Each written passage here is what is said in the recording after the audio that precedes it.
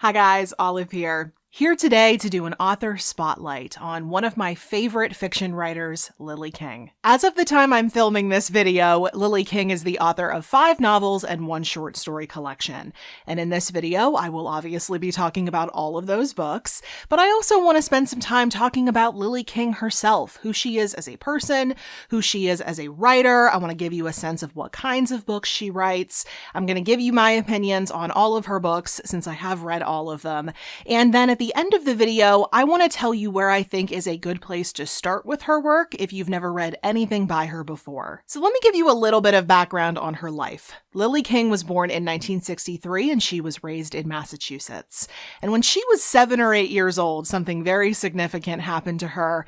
She read Judy Blume for the first time. And it was when she read Judy Blume that she knew she wanted to be a writer when she grew up. Judy Blume had a huge impact on her early life. In fact, 4 months before her mother left her father, her mother gave her a copy of It's Not the End of the World, in which the main character, a young girl's parents, got divorced. Both of Lily King's parents remarried after their divorce, adding 14 step-siblings to the brother and sister she already had, making for a lot of people in more than one blended family, and it seems like there was a lack of parental oversight at times, at least. But Lily King was very close with her mother. She remained so up until her mother's death. But the relationship with her father was a more complicated one. It seemed to always be a very difficult relationship for her because of her father's alcoholism. At age 18, she left Massachusetts and went on to get her BA in English literature from the University of North Carolina at Chapel Hill. And then later on, not immediately after undergrad, but years later in 1991, she got the equivalent of an MFA from Syracuse University. In between her years studying and then after, and I'm also assuming while she was a student, she held a number of different jobs. She was a waitress, she was a bookseller, she was a teacher. In her younger years, she spent a good amount of time traveling. She lived abroad for a year or two each in both Spain and France. In France, she worked as an au pair. In Spain, she was an English teacher. And then years later, after she had already had her family, she spent an extended period of time in Italy, and she still speaks a good amount of all 3 of those languages. She now lives in Portland, Maine with her husband, who is a writer and an artist, and together they have 2 grown daughters who are both artists themselves. So that was a little bit about her life and her background, and all of that will be important to know as we move into talking about her books, which we're about to do next, because elements of her life definitely make their way into her books. But I should be clear about this. None of her books are purely autobiographical. She is very clear about this in interviews. Fiction is what makes the process of writing a book fun. Making things up is what makes it fun for her. If she wanted to write a memoir, she could, but that doesn't seem fun to her. What's fun is making up these stories. So some things in her life definitely are a part of her books, but it's not just a reflection of her own experience. She characterizes the creation of her stories as putting a bunch of different elements into a Yahtzee cup. So there's her own life experiences, there's her imagination, there are things that she's read in books, and then stories that people have told her. She puts all of those things into a Yahtzee cup, shakes it up, and then sees what comes out. Now, Lily King had taken some creative writing classes when she was in high school, but she only started seriously writing when she was an undergraduate. She started out by writing short stories. In fact, her first novel came out of 2 short stories she wrote when she was in graduate school. No one else in her program liked those stories, but she did. She really liked those characters. So she held on to them and she started writing the book that would eventually become her debut novel, The Pleasing Hour, when she was working as a teacher in Spain in 1993. And she didn't finish that novel until 1998. After many rejections, in her mid-30s, she finally found an agent and her debut novel sold in a bidding war. She actually didn't go with the highest bidder. She went with the publishing house that came the most highly recommended, which is the publishing house that we now know now as Grove Atlantic, and she is still with them all these years later, and she's still with the same editor. The Pleasing Hour was supposed to come out in very early 1999, but the publication date was postponed until September because immediately after she sold the book, Lily King found out that she was pregnant with her first child, and she wouldn't be able to go on a book tour while heavily pregnant, so the release date was postponed. But I think it's interesting to note that this first novel is the only one she wrote before she was a mother. This book is about a young woman working as an au pair for a French family in Paris. Obviously, the setup of the book was informed by Lily King's own experience working as an au pair in France, but everything else appears to be fictionalized. The fact that this young woman went to France in the first place, looking to escape something back home. The entire family is fictionalized. We get to learn things about their backstory. We learn a lot about the mother of this family. And we also get to find out what links exist between this mother and our main character. The publisher had a lot of faith in this book. Obviously, they participated in a bidding war. They really wanted it. And they gave it a bigger than normal first printing. And from what I can tell, based on reviews at the time, it was fairly well received. And having just read this book recently myself, I can tell you that it showed a lot of promise. It's very well written, but since I know what she wrote afterward, I can tell you it reads like a debut novel, and her best work was absolutely yet to come. Her follow-up novel was The English Teacher, which came out in 2005. And surprisingly enough, I could find very little about this book online. I couldn't really find any interviews about it, any publicity surrounding it around the time of its release. I saw a few reviews of it from around the time that it came out, but nothing at the time and nothing since. Like, she doesn't really talk about this book. But this is the book that I have the most recently read, so I will at least tell you a little bit about it. In this book, we follow single mother Vida Avery and her teenaged son, Peter. Vida works as an English teacher at the same prep school that her son attends, and right at the beginning of the book, we see her receive a marriage proposal from the widower who she has been casually dating. Peter is very excited about this potential change. He wants to join this family who he considers normal. He's never really been a part of a family. But after they get married, the change is much, much harder on Vida than she thought it was going to be. And it forces her to confront some trauma that she has long kept hidden. Even though this book definitely isn't perfect, I think in comparison to her debut novel, it's definitely an improvement. I think the story is a lot more focused. I think it's richer. I think there's a lot more nuance. So it's definitely better. And this is something you'll notice if you read through all of Lily King's books. They just get better and better. And even Lily King herself has said at one point that each book she writes is a reaction to the book that came before. And each book gets her to the next one. And I do think that her third novel, Father of the Rain, which came out in 2010, was yet another improvement, although Lily King did say that this one was a very challenging one to write in a number of different ways, but especially emotionally speaking. This book traces the relationship between a daughter, Daly Amory, and her father, Gardner Amory, over the course of 34 years. Gardner is a charming, high-functioning alcoholic, and his daughter Daly seeks out his approval for a very long time. Lily King has said that she read somewhere that our self-esteem as adults comes from the way that our parents treated us as children and comes from the way that they still treat us now. And more specifically, we develop our expectations of how the world is going to treat us from the way our fathers treated us. And she has called Father of the Rain the story of one woman's efforts to escape that fate. This book is broken up into sections, and in the early section, Daly is a child. And Lily King has said that a lot of the things that happen in that first section are based on things that she personally experienced. so you can see why that would have been very challenging for her to write emotionally, given her own alcoholic father. Writing it was probably akin to reliving your childhood, which does not sound like a lot of fun. But later on in the book, when Daly is an adult, Lily King has said this is when her personal story and the character's story, they diverge and things become entirely fictionalized. Father of the Rain is a book that I personally enjoyed, but it is heartbreaking reading, not unlike her previous book, The English Teacher. But Lily King has actually said fairly recently that she thinks that this book might be her best book. She didn't expand on why she thinks that. I would be fascinated to know her reasoning behind that statement, especially because I don't agree. I think her best book, at least thus far, was her next book, the one I'm about to talk about. Her fourth book, Euphoria, which came out in 2014, was way different than anything she had written before, is still way different than anything she's written since, and the way it came about is such an interesting story.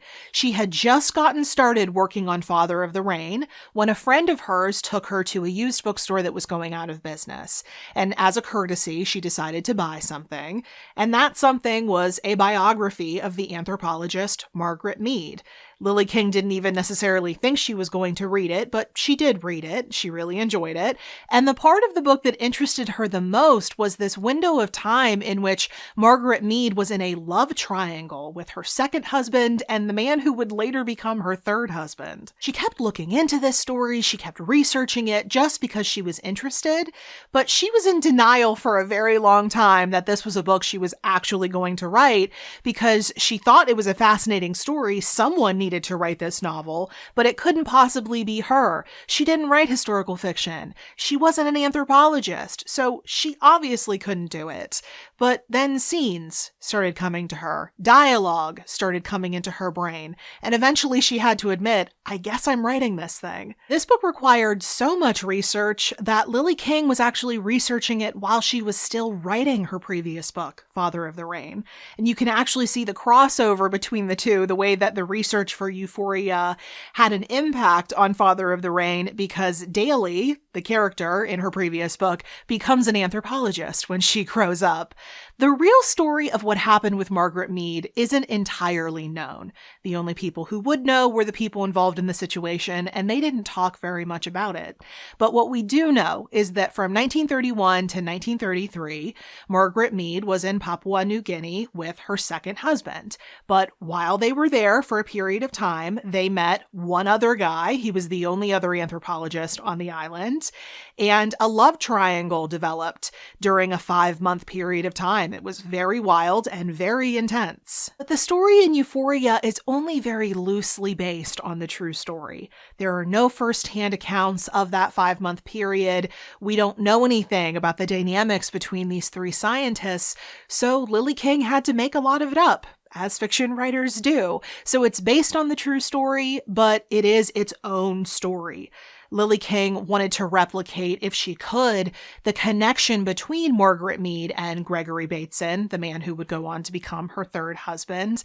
They had an emotional connection, an intellectual connection, a physical connection. So that's really what Lily King wanted on the page. She was inspired by that, but she wasn't really interested in making it perfectly historically accurate, if only because she couldn't. The source material just wasn't there. Lily King has said that while writing this book was a good break for her, emotionally speaking, after writing something as personal as Father of the Rain, this writing experience was riddled with insecurities.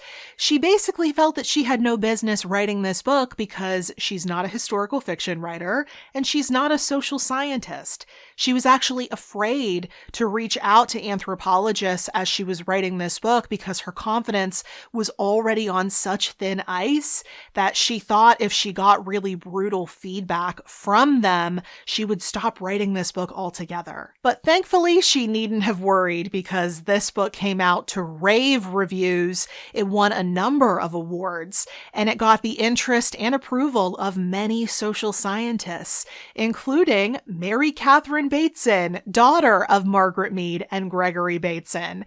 She read the book, she loved it. She actually went to an author event of Lily King's and answered questions about her mother. This was Lily King's biggest hit to date, and it won her a number of new readers, including me. This was the first Lily King book I had ever read, and I absolutely loved it. After Euphoria came out, she started working on a new book. It was going to be about a male writer traveling through Europe with his mother in 1901. But then Lily King's mother very suddenly died. She was in full health, she was on vacation, so her death came as quite the shock. Lily King stopped writing entirely for 6 months, and when she eventually got back to writing, she found that she just couldn't return to that project. So even though she had made some real progress on it, she scrapped it. But when she did come back to writing in 2016, she began work on what would eventually become Writers and Lovers. Writers and Lovers is a novel that Lily King said she would have never written had her mother not died, because the death of her mother made her feel so vulnerable. And that vulnerability reminded her of some of the hardest years in her life when she was broke, in debt, heartbroken, and was writing her first novel. In Writers and Lovers, which came out in very early 2020, we follow 31-year-old Casey Peabody. She is living and working as a waitress in Boston. She's $70,000 in debt. She has a broken heart. She's grieving the loss of her mother. And she has an unfinished novel that she is desperately trying to finish. During the period of time we follow her, 2 different men enter her life, and she has to choose between them. Basically, throughout this book, she's standing at the edge of an abyss, and on the other side is the rest of her life, and she's just figuring out how to get across to the other side. Obviously, this book was at least partially autobiographical, what with the loss of her mother, the novel writing, the work as a waitress. And Lily King has said that she wanted to channel a lot of her feelings. I'm assuming a lot of the feelings she was having during that vulnerable time in her life, but then also her feelings after the loss of her mother. She wanted to channel all of those things into this book. And she said that this book poured out of her. And that's something she has not said of her other novels. She is very vocal about how challenging writing a novel is, how agonizing it is for her. But this one seems to have been the easiest one for her to write. I'm assuming that's also the case because it required a whole lot less research than Euphoria did. She did do some research, but she didn't end up having to use a lot of it. Like, she thought she was going to include a lot more about Casey's golf background in this book than she actually did. But even though a lot about this book is based on her life, once again, it is not completely autobiographical. It seems like particularly that love triangle was made up. In fact, Lily King has said that she wanted another man in the mix. She wanted there to be at least 3 men for Casey to choose from because she wanted to put her in a when it rains, it pours kind of situation, but she was told no, I'm assuming by her editor and maybe even her publisher. Lily King didn't expect this book to be very well received. She didn't think that readers of Euphoria would necessarily follow her to this new book. Her publisher didn't want to call it Writers and Lovers. They didn't have a whole lot of faith that readers would want to read a story about a writer. But my oh my, were they wrong. This book did so well. And I think that was helped out by the fact that it came out right at the start of the pandemic here in the United States anyway. I think it was exactly the kind of calm, cozy, introspective, it hurts so good kind of story that people really wanted at the time. Reviewers gave this book raves, including me. I reviewed this book for the Pittsburgh Post-Gazette. But what a lot of us didn't know when we read Writers and Lovers is that Lily King sold it in a 2-book contract. So that contract included this novel, but also a short story collection that would be titled 5 Tuesdays in Winter, and it came out in late 2021. As I said earlier in this video, Lily King actually started off her writing career writing short stories. She started writing them in high school, kept writing them through college, and never really stopped. None of her very early stories appear in this collection. I think she said the oldest one she wrote in 98 or 99, around the time she was writing her first novel. She kept writing short stories in between novels, when she's between projects, or when she was writing a novel and was really feeling stuck, like she needed a break, like she needed a little bit of a palate cleanser. So these stories had really been accumulating over the years. She decided it was finally time to come out with a collection, so she picked out her 10 favorites, and those are the ones that appear in 5 Tuesdays in Winter. Many of the stories that appear in this collection were previously published, mainly in literary magazines, so she didn't do much revising or editing, but she did say that the first story, Creature, she did change the ending to that one. And she's also said that Creature and Timeline are probably her 2 favorites in the collection. However, that just may be because those are the ones she wrote the most recently. Creature, actually, she wanted that to be the title story. She wanted Creature to be the title of this collection, but she was told no for a couple of different reasons. Something she did get her way on, however, is the cover of this collection. This cover is actually a piece of a painting done by her mother-in-law that hangs in their living room. She sent her publisher a picture of it, thinking that it would make for a good cover, and surprisingly, they agreed. I also agree. I think it's beautiful. Just the way she talks about this collection, you can tell that she loves it, and you can tell that she had so much more fun with the process.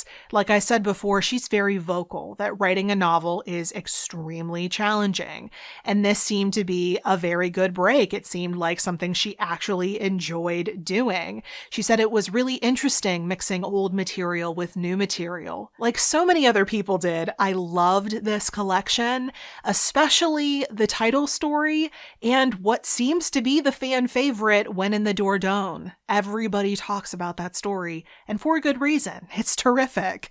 I actually also reviewed this one for the Pittsburgh Post-Gazette, and I'm hoping before too long I'll get the chance to review another collection like this one, because Lily King has said that she has many other stories, but other ones that she had that she thought might make it into this book, they needed more work. So they didn't make it into 5 Tuesdays, but they could very well make it into a new collection. I'm also very pleased to report that she is indeed working on a new novel. She said it's going to be very different from all the other books she has written before. It's going to be the first book that she's written that is set in her now home state of Maine. It's going to be set in the summer of 2020, and it's either going to be a mystery or at least have a mystery element, because there's a body on the first page.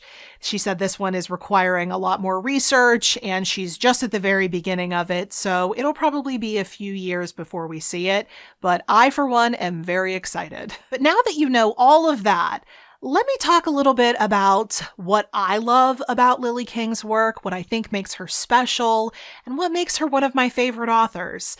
First of all, she describes the work that she does as literary fiction, and she says that she's the most interested in human emotion, human psychology, and beautiful sentences. She wants her reader to feel like they went somewhere emotionally when they read one of her books, like they had an emotional experience. She wants people to be able to connect with her characters and hopefully feel less alone in the process. But most importantly, she wants to craft beautiful prose. She once told the New York Times that the whole experience of a novel comes through the sentences, and you can tell that she pays attention to those when she's writing her novels. You can't make good spaghetti sauce with rotten tomatoes, she once said. And you can really feel that when you read her books, because she writes beautifully, and she's only gotten better and better over the years. She's also just a keen observer of the world around her, which definitely translates into her books, and it feeds into her idea that fiction needs to be about life, but simultaneously it also needs to be bigger than life. Lily King has said that her books often boil down to a woman finding herself in an extremely claustrophobic situation and having to find her way out of it. And this this claustrophobia very frequently comes from families. And this isn't all that surprising, considering both of Lily King's parents remarried, her family became enormous. So most of Lily King's stories involve family in some way. Blended families often make their way into her stories, as do adolescents. King has said that she really enjoys writing about periods of transition in people's lives, and by definition, adolescence is one of those periods. Lily King really likes teenagers. She worked as a high school English teacher for a period of time, so she's actually a lot kinder to adolescents in her stories than a lot of other authors are. There are a lot of class differences in her books, but it doesn't seem like she includes those to make any kind of statement about them. She actually really seems to dislike soapbox writing, but she includes them because she's interested in the way that they separate us and all of the subtleties and obliviousness that come with them. And it seems like she has an interest in these class differences because things changed for her financially so much during her upbringing. She would go from having money to not having money to back to having money. So things were constantly fluctuating and she would often have to adjust. She could also see things from both sides. Also, I'm assuming because her family situations were changing so much, she's clearly interested in the concept of the outsider. That very frequently creeps its way into her novels. She's interested in the idea of love, not just romantic love, but familial love and friendships and how we navigate those. And even though all of her books don't have happy endings, she isn't afraid to give her characters one. What I think I admire most about Lily King is how unpretentious she is about what she does. She wants to create work that is true to her, that speaks to her, but that most importantly speaks to her reader. Unlike some other authors who I think write just to serve their own ego or demonstrate their brilliance, such authors will go unnamed in this video, Lily King really thinks about her reader, about what the experience of reading her books is going to be like. That informs her process, and you can feel it when you read her books. She also just seems like the most warm, wonderful person. I have watched hours and hours and hours of interviews with her in preparation for this video. I've read even more interviews with her. And while she can occasionally get a little bit protective over her work, and who wouldn't when you dedicate years of your life to those books, in general, she's just the most humble, sweet, kind person. I just think the world of her. Now, if you found your way to this video, and especially if you found yourself here at the end of this video, I would assume you've read at least one of Lily King's novels before, and I would also assume that any work you've read of hers has been her more recent stuff because it's her more popular stuff. So if you are watching this video wondering if her backlist is worth going back and revisiting, I would say so. They're good books, but her more recent books are her better books. So if you're going back and reading her older novels, do it with the understanding that they're not going to be the exact same as her newer work. So don't expect the exact same experience, but you can expect some gorgeous writing. But in the event that you are brand new to her work and you're looking for an entry point, I would personally recommend her newest book, the short story collection, 5 Tuesdays in Winter. I think that'll give you a really good sense of her writing style, what kind of stories you can expect from her. It'll let you dip a toe into the Lily King waters. If you enjoy that, I think you will enjoy her novels. If you don't like it, then I'm not positive that her work is for you. If you do like 5 Tuesdays in Winter, I think whatever story you like best might help you pick which novel to move on to next. For instance, if you really like Creature, then Father of the Rain would probably appeal to you. Whereas if you like Timeline, then Writers and Lovers might be up your alley. But more generally speaking, I would recommend, if you're looking for a way to move through her work, that you start with her most recent and work backwards with the knowledge that her more recent stuff is her strongest. But that's it for my author spotlight on the amazing Lily King. If you love of her books, if you have a favorite, or if you have any more general comments or questions for me, you can of course put those in the comment section below. I always love hearing from you. And if you would like to keep up with what I am reading and writing about right now, you can find me on a variety of places around the internet, including Goodreads and Instagram, where I'm the most active. The links to everywhere you can find me will be at the bottom of the description box below. Thank you so much for watching. I hope you're having a wonderful day. I'll see you in the next video. Bye.